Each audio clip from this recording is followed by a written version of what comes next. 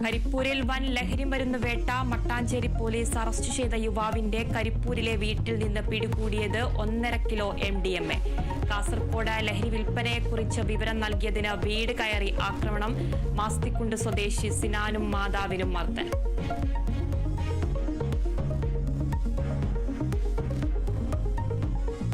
സംസ്ഥാനത്തെ ലഹരി വ്യാപനത്തിൽ DGPയോട് റിപ്പോർട്ട് തേടി ഗവർണർ. നിലവിലെ സാഹചര്യം വിശദീകരിക്കാൻ നിർദ്ദേശം. ആക്ഷൻ പ്ലാൻ വിശദീകരിക്കണമെന്നും ഗവർണർ. സംസ്ഥാന വ്യാപക ആക്ഷൻ പ്ലാൻ തയ്യാറാക്കി DGP.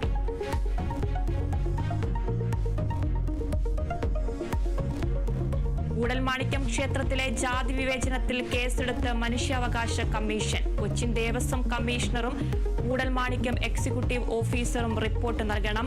കമ്മീഷന്റെ നടപടി മാധ്യമ വാർത്തകളുടെ അടിസ്ഥാനത്തിൽ.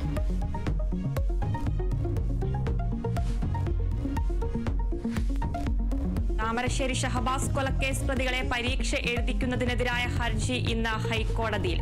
ജുവനൈൽ ജസ്റ്റിസ് ബോർഡ് ഉത്തരവ് റദ്ദാക്കണമെന്ന് ഷഹബാസിന്റെ പിതാവ്. പരീക്ഷ എഴുതാൻ അനുവദിച്ചത് കുറ്റകൃത്യത്തിന്റെ തീവ്രത മനസ്സിലാക്കാതെയെന്നും വാദം. വെഞ്ഞാറമൂട് കൂട്ടക്കൊലയിൽ പ്രതി അഫാനെ ഇന്ന് വീണ്ടും കസ്റ്റഡിയിൽ വാങ്ങും.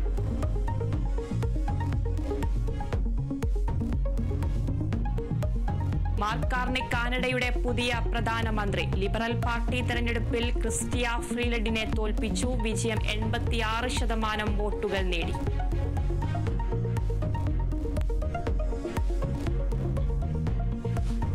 ചാമ്പ്യൻസ് ട്രോഫി ക്രിക്കറ്റ് കിരീടം ഇന്ത്യയ്ക്ക്. ഫൈനലിൽ ന്യൂസിലാൻഡിനെ 4 വിക്കറ്റിന് തകർത്തു. ഇന്ത്യ ചാമ്പ്യൻസ് ട്രോഫി സ്വന്തമാക്കുന്നത് 3ാം തവണ. വിരമിക്കൽ അഭ്യൂഹങ്ങൾ തള്ളി ക്യാപ്റ്റൻ രോഹിത് ശർമ്മ.